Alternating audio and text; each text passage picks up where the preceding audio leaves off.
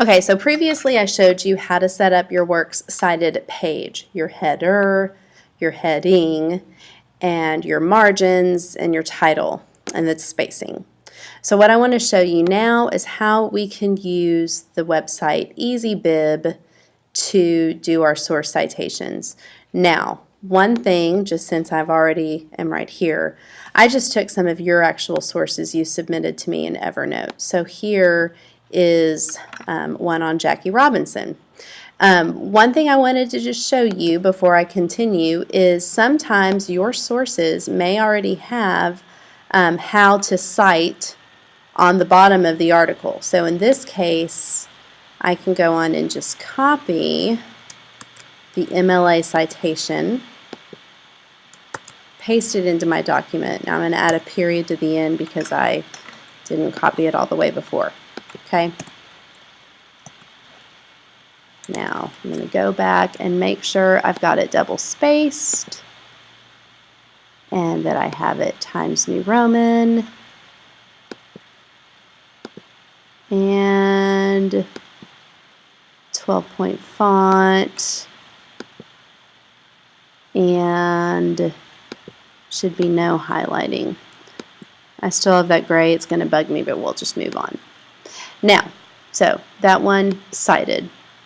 But let's say I've got this website that my one of my groups has. Okay, so good old easybib.com. If I just copy paste a website into it and choose Cite It, it's going to do a lot of the heavy lifting for us. But what I did want to show you is how do we continue when it's got some missing information. So here it shows us we need to find the publisher, electronically published, and authors. So if I continue, just what I want to walk through for you, it tells us to edit what we can. So how do we know what we can edit?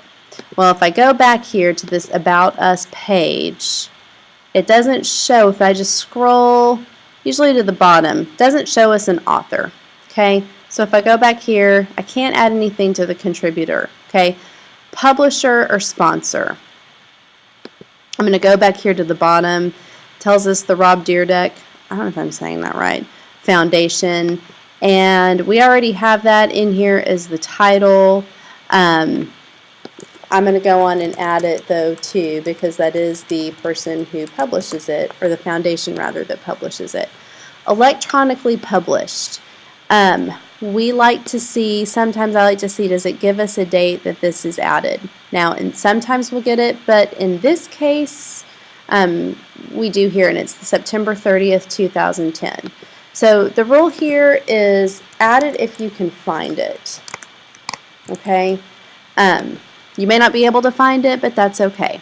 All right, so we filled in the blanks we could, and we create citation. And hooray, here's our new citation, okay? And I'm going to copy it, paste it into the Word document that we've already started. Beautiful. Okay, one more to do here.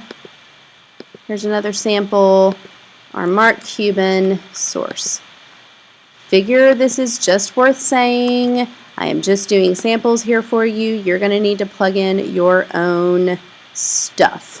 Okay, so we plugged in this website. Again, it says we don't have a title, some other information. So here we go. Article title. And what I'm going to put here is, says number 690, Mark Cuban. So I want to go back and make sure, is it a colon? Actually, it's just a space. Mark Cuban. Okay, it asks us for an author. Do we have an author on here? It does not look like we do, but let's scroll through to make sure. Nothing like a billionaire's profile page in forums to make you feel like a big old loser. Okay. Now, it does have links to sub-articles, but we're just going to look here at this top page, and we don't have an author. Okay, moving right along, so we would leave that blank. Okay, do we have an electronically published date for this? Now, this says as of 5/26/14. But that's not really a publication date so much as it's just, I think, some kind of update. So we're going to not worry about that. And we accessed it on this day. Create citation. And hooray, here we go again. So copy it, paste it. Okay, we're almost done. But we need to do a few things, okay? Works cited pages need to be double spaced, okay? They need to be also, they need to have what's called a hanging indent. To do a hanging indent, we need to go Format to Paragraph, and indentation, choose Hanging, and click OK. Subtle change here, since these are pretty short citations, all it did was just indented the second line, but it's easiest to do it just that specific way I showed you. Final thing we need to do, and the way I'm going to show you, let's go,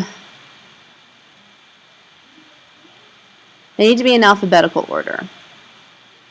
So the easiest way to do this, is there a way to do it under review? I feel like there's an easy way that's just going to tell us how to do this right away. But let's just, in the interest of time, alphabetical order means that A comes first, okay? And the number sign here is actually going to go at the end. Now, the only other thing I want to try to change is this Jackie Robinson one is like shaded, so I think if I go Format to Font, okay, just kidding, it's up here, Format to Borders and Shading, if I put no fill, hopefully that's going to do it. Okay, it still didn't, but you know what, life is too short to worry about this. So, in conclusion, I've made this works cited page. These are my top 3 sources. So again, you're going to create one where you're just going to do this for the 3 sources you used the most in creating your genres.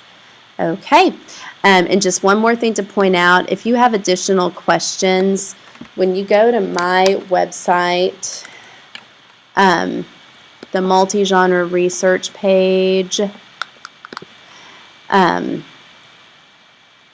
there is a link on here for EasyBib and these Purdue OWL sites, works cited page basic format. These are some helpful links for you if there's anything you have questions on.